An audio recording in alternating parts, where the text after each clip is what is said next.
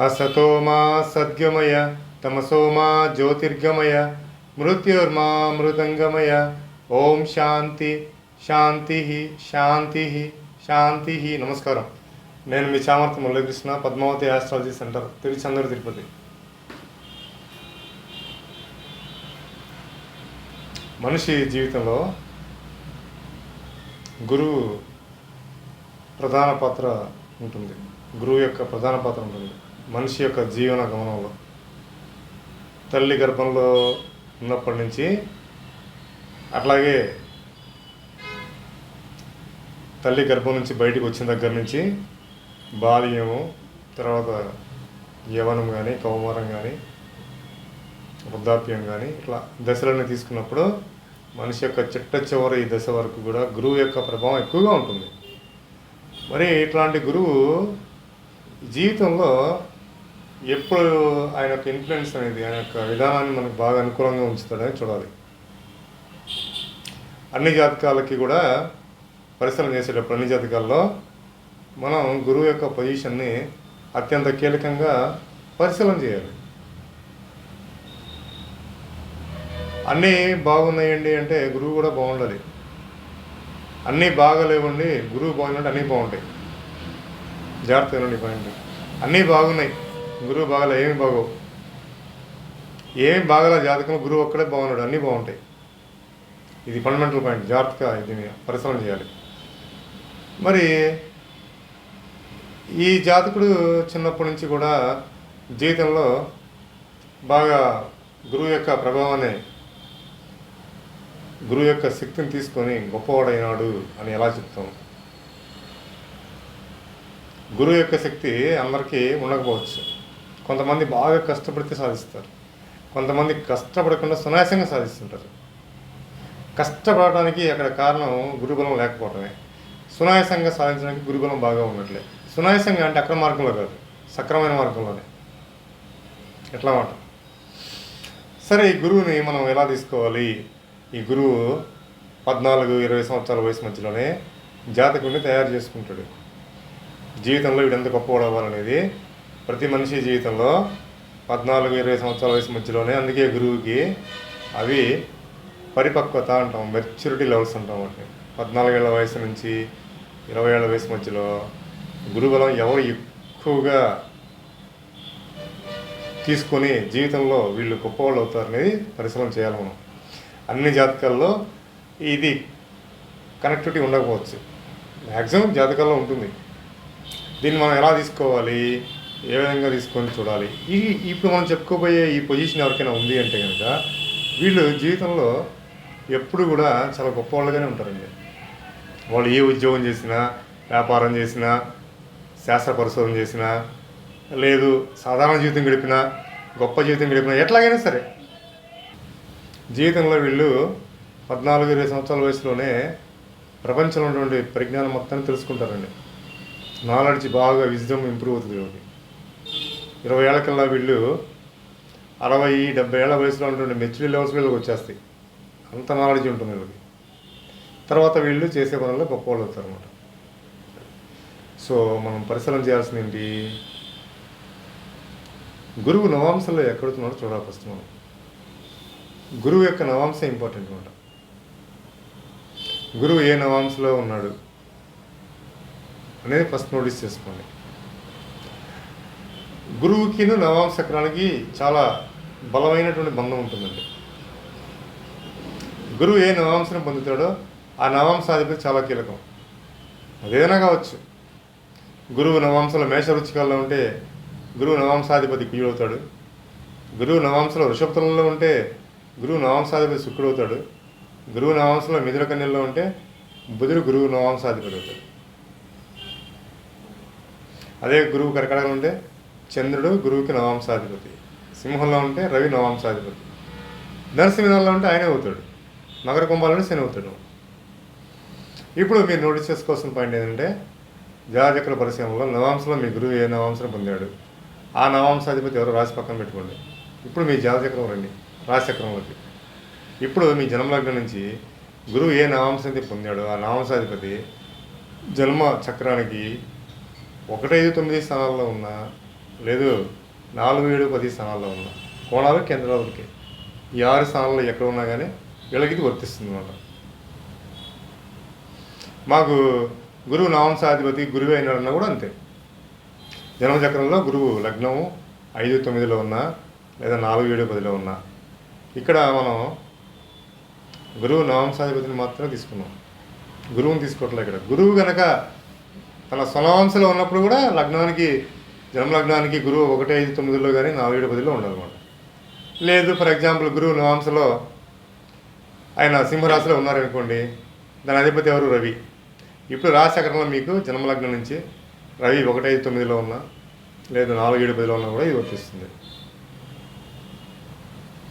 అదే గురువు కనుక చంద్రుడు యొక్క నవాంశలో ఉంటే అప్పుడు మీ జన్మలగ్నానికి చంద్రుడు 1, 5, 9లో కానీ 4, 7, 10లో ఉండాలి.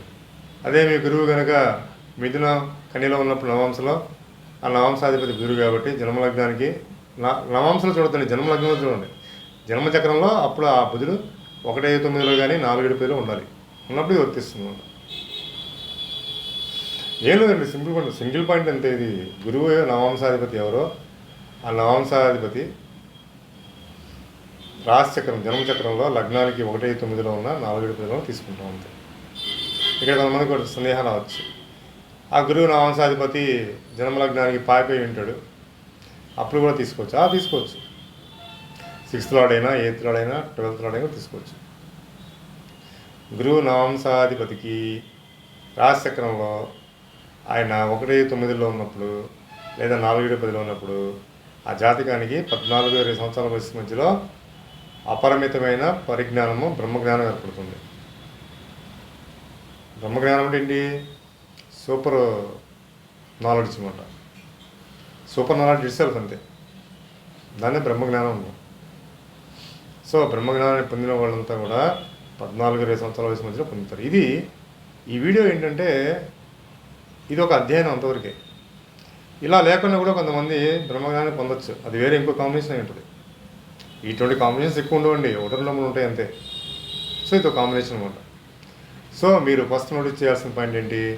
మీ జాతచక్ర పరిశ్రమలో మీ గురువు ఏ నవాంశను పొందాడు, ఆ నవాంశాధిపతి మీ జన్మచక్రంలో లగ్నానికి 1, 5, 9లో ఉన్నాడా లేదా 4, 7, 10లో కూడా తీసుకోండి. ఇప్పుడు దశల్లోకి వెళ్దాం. ఈ బ్రహ్మజ్ఞానం అనేది సూపర్ నాలెడ్జ్ అనేది వీళ్ళకి ఎట్లా ఉపయోగపడుతుందంటే 14, 20 సంవత్సరాల వయసు మధ్యలో ఉపయోగపడుతుంది వీళ్ళ జీవితంలో. అట్లా గురు మహాదశలో ఉపయోగపడుతుంది. అలాగే ఇందాక చెప్పుకున్నాం కదా, గురువు ఏ నవాంశను పొందాడు అని. ఆ ఏ నవాంశను పొందాడో ఆ నవాంశాధిపతి యొక్క దశ తీసుకోవచ్చు, ఆ నవాంశాధిపతి యొక్క మెచ్యూర్ లెవెల్స్ కూడా తీసుకోవచ్చు. ఇప్పుడు గురువు ఎట్లా అంటే నవాంశలో మిథునంలో ఉన్నాడు, అప్పుడు జాతకుడికి జన్మలగ్నానికి ఈ బుధుడు కేంద్రాల్లోనూ లేకపోతే కోణాల్లో ఉన్నాడు. ఇప్పుడు బుధ మహాదశలో జాతకుడికి బ్రహ్మజ్ఞానం ఏర్పడుతుంది. అట్లాగే బుధుడు యొక్క లెవెల్స్ అంటాం 32, 33, 34, 35, 31 నుంచి తీసుకుంటాం. ఇక్కడ కూడా జాతకుడికి బ్రహ్మజ్ఞానం ఏర్పడుతుంది. అంటే సుపీరియర్ నాలెడ్జ్ ఇచ్చేస్తుంది మా మైండ్కి.